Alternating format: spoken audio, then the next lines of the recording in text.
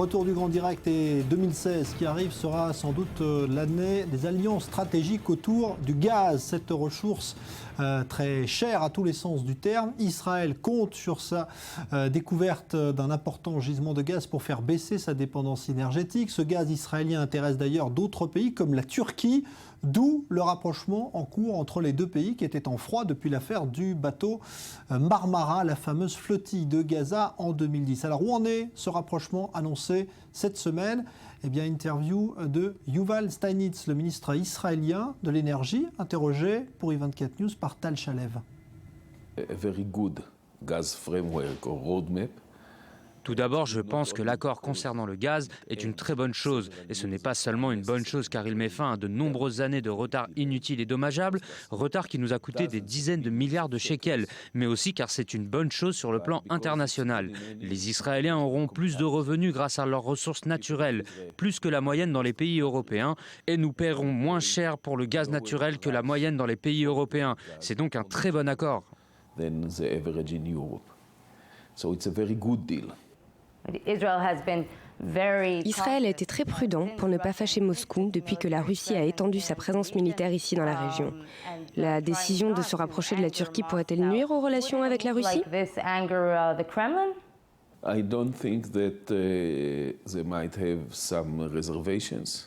Non, je ne pense pas qu'il y ait de quelconque réserve, et en particulier si on en tient compte du fait qu'en dépit des tensions entre la Turquie et la Russie, Moscou n'a pas fermé son ambassade à Ankara. Les relations diplomatiques entre la Turquie et la Russie sont intactes.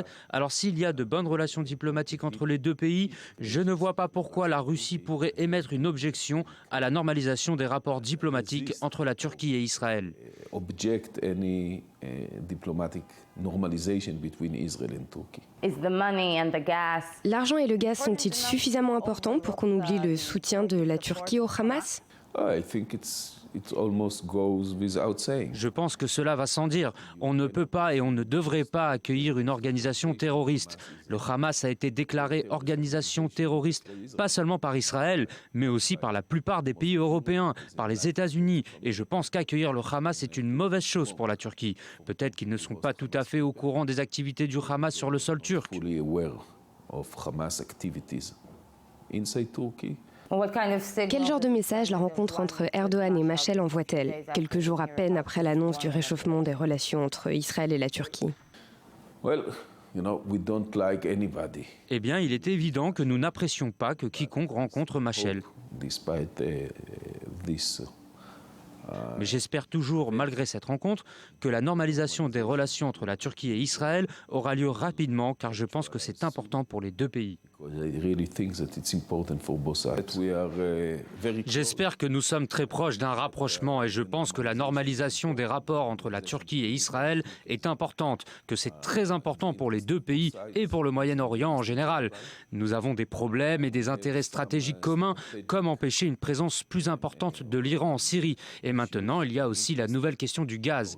Je pense qu'il est devenu clair, après de nombreuses années, qu'Israël est sérieuse en termes de développement de ses ressources de gaz en Méditerranée, chose qui encourage la Turquie à mettre en valeur la normalisation des relations à nouveau.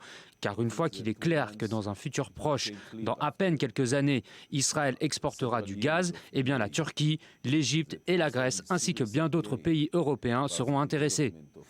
Tout d'abord, je pense que l'accord concernant le gaz est une très bonne chose. Et ce n'est pas seulement une bonne chose car il met fin à de nombreuses années de regards inutiles et dommageables, retard qui nous a coûté des dizaines de milliards de shekels, mais aussi car c'est une bonne chose sur le plan international. Les Israéliens auront plus de revenus grâce à leurs ressources naturelles, plus que la moyenne dans les pays européens, et nous paierons moins cher pour le gaz naturel que la moyenne dans les pays européens. C'est donc un très bon accord. Greece and other countries in Europe are interested.